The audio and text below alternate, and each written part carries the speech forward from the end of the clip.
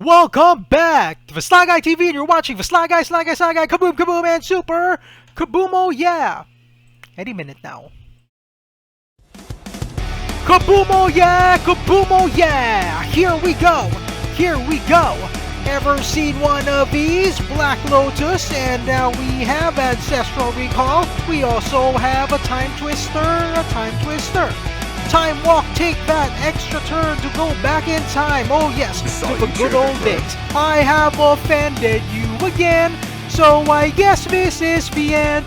Because everybody knows you're such a snowflake and you're just quite upset at every single thing we said. Everybody knows it's all just in your head. Wasted feeling, going, speaking. You know why you've crossed the line when I said that you were mine. Going, skiing, no hard feelings. Since you will not be my girl, this is the end of my own. Welcome back, guys, to another episode of Sly Guy TV, our second episode right now. And now, what we're going to be featuring today is the beginning. In the beginning, there were 9 cards. You had the Black Lotus. You had the Moxen. These are just 3 of the Moxen. My Emerald and my Pearl are currently in Virenham deck. Too lazy to get them out. You had a way of recycling your library with the Time Twister. Ancestral Recall. As mentioned in the previous episode, one of the best boons ever, and you had Time Walk to take an extra turn. So, what made these cards so powerful? Let's dissect them one by one. Black Lotus. Black Lotus, for 0 mana, allows you to add 3 mana of any single color to your mana pool. This led to first turn 3/4 flyers, first turn 4/5 creatures, first turn 5/5s. It was insane back in the day, especially when they didn't have a restricted list. Can you imagine playing 2 of these Black Lotuses and playing a first turn Crawl Worm? Or maybe a Mox, a Lotus, a land, and a first turn Sarah Angel, a first turn Senjir Vampire, first turn Shivan Dragon. Good God! The games back then in Alpha were super degenerate that they had to restrict these cards.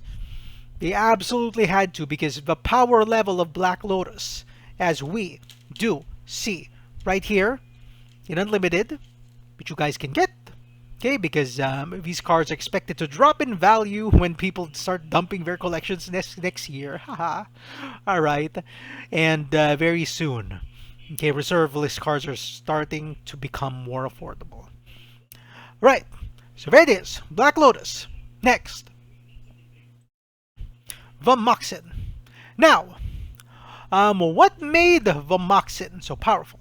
Power is speed, because you can play it, you can play a Mox and a land, and it accelerates your mana base.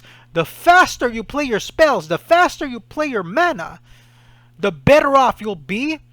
The more tempo you have, it'll give you card advantage, and it will leave your opponent in the dirt. So, decks that play Moxen are super fast, super powerful, but if you have them, good luck in trying to find someone who's willing to play against you. You can normally play against other vintage players who have power, and you can find that in Timmy the Sorcerer's YouTube channel. Kindly go over to Timmy so that become a supporter. I mean, for the very low price of like what, $3 a month, you can be a Timmy supporter. You can be a sorcerer or a pirate, and you can play games with him online. You can even do an episode with him if you want. Really nice guy. Love watching his old school channel.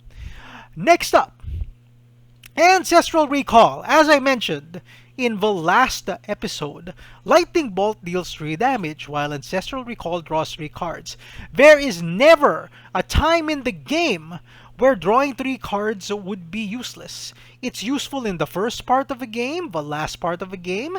You can deck your opponent if he has 3 cards left in his library. I mean, The opportunities are endless with this card, which is why this is still to date the most powerful card in Magic the Gathering. Not as expensive as the other power cards, but definitely, in terms of power level, this is the most powerful one. Next up, oh shoot, Time Walk. The ability to take an extra turn after this one is amazing. There were decks back then, old school decks, that just used Time Walk and Regrowth, 4 Time Walks and Time Walk and Recall, and they were just recurring this crazy card over and over and over again. Time Walk, Regrowth, Time Walk, Time Walk, Time Walk, Time Walk, Time Walk, taking 10, 20 extra turns. It was insane, and you could kill your opponent with a Phantom Monster or a Zephyr Falcon. I mean, you can just attack, attack, attack, and your opponent never got an extra turn. It was Solitaire. At its finest, Solaire de Solitaire. And finally, Time Twister, the only card that's available or legal in Commander. Time Twister allows you to reset the game or reshuffle your graveyard into your library and draw 7 new cards. So it's better than Wheel of Fortune in that sense, because Wheel of Fortune just allows you to discard your hand, draw 7 cards. This one allows you to shuffle. Alright?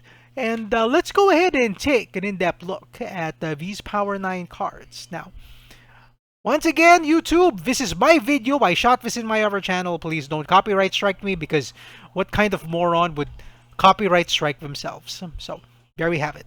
Power 9 at its fullest, because I was too lazy to get my Pearl and my Emerald out from the other deck. And if you guys want to see it, I'm gonna show you show it to you in the next episode actually. But anyway, in terms of power, yep, you've got El Rubio, the Ruby. You've got the Sapphire. You've got the Jetty. You've got Ancestral Recall. You've got Zevlak Lotus, most powerful, popular card. You have the Time Walk and the Time Twister. Every commander's love, yeah, the Time Twister, twisting the time, as fables would go. Now, currently, okay, we've come to a point where owning Power 9 is super expensive. But try to think of it, way back then, during the 90s, this was like 95, 96, a Black Lotus was $250, and people already found it super expensive. The Moxen were $100 each, and people found them expensive. $70 for Time Twister. For Ancestral Recall, they were like $100 each as well. And people thought that it was a bubble, that it wouldn't hold, that it was too expensive, that these cards were going to drop in value and eventually they were going to be cheaper. Well, how wrong could we get? Because flash forward to 2018, 2019, these cards became insanely expensive. I mean, these cards which I got way back in the 90s are worth an arm and a leg now. And if you sell them, and if you definitely sell them, okay, just be very careful, because when you buy them back, the moment you try to buy them back, my God, you are going to pay like 50 to 80% more than what you originally bought them for, which is why I'm not selling any of these cards. These cards are a permanent part of my collection now. I already made my mistake. I sold my Frostbloom deck. I sold my Replenish deck. I sold my Alluran deck, and now look how much Replenish is. Look how much Alluran is. My bargain deck, Academy Rector. Look how much Academy Rector is now. Super expensive and super hard to find. Well, happy holidays to everyone. Hope you enjoyed the second video. And once again, this is the ID Machine, Sly Guy, Sly Guy, Sly Guy, Sly Guy TV. Boomo, yeah! Kaboomo, yeah! Here we go! Here we go! It's the pins! It's the fine! It's the super power! Power 9 coming and Power 9 going and going right here and right there! Power 9 coming and going away! Oh yeah, here we go. Oh yeah.